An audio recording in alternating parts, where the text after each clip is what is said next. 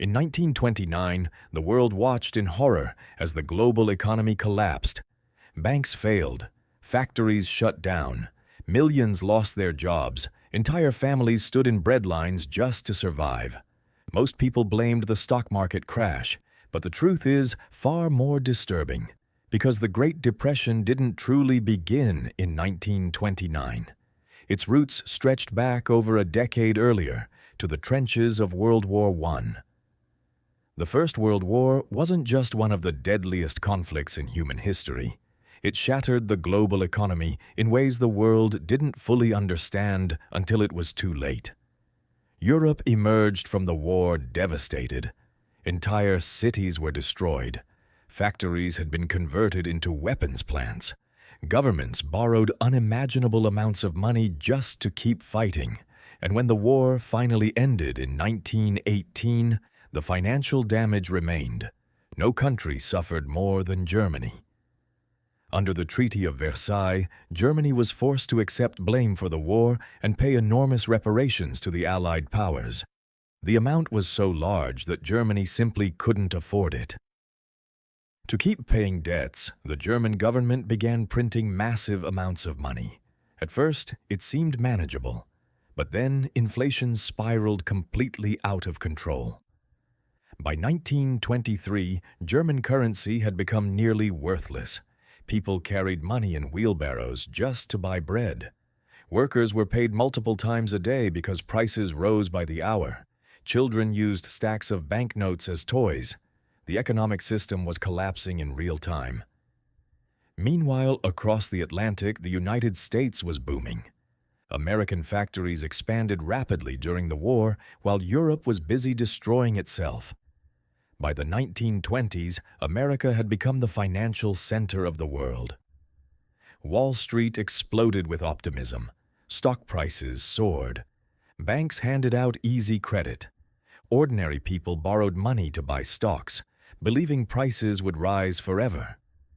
But underneath the prosperity, the global economy was dangerously unstable. Europe still depended heavily on American loans. Germany borrowed money from the United States to pay reparations to Britain and France. Britain and France then used that money to repay their own war debts back to America. It was a fragile circle held together entirely by debt. And debt only works until confidence disappears. At the same time, governments around the world began turning inward. Instead of encouraging trade, countries raised tariffs and economic barriers to protect their industries. America passed some of the highest tariffs in its history. Global trade slowed dramatically. The world economy was becoming weaker, more isolated, and increasingly dependent on American financial stability. Then came October 1929. The stock market crashed. Panic spread instantly. Banks stopped lending. Businesses failed. Investors rushed to pull out money. And because the global financial system was interconnected, the crisis didn't stay in America. It spread everywhere. Germany was hit especially hard. American banks demanded repayment on loans. German banks collapsed. Factories shut down. Millions became unemployed. Economic desperation fueled political extremism. And in that chaos, Adolf Hitler rose to power. The Great Depression was no longer just an economic disaster. It became a political disaster too. Many historians argue that World War II cannot be understood without understanding the economic consequences of World War I. The First War created the conditions for the Second. Debt, humiliation, economic collapse, nationalism, protectionism.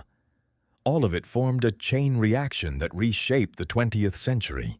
Historian David Kennedy once described World War I as the dark shadow hanging over the entire period, leading to the Great Depression. And when you look closely, it's hard to disagree. Because the stock market crash wasn't the beginning of the story. It was merely the moment the world finally realized how broken everything already was. One war had destabilized governments, shattered economies, and created a fragile global system built on debt and resentment. And when that system cracked, millions paid the price. The lesson of the Great Depression isn't simply about finance. It's about how wars continue damaging societies long after the fighting stops.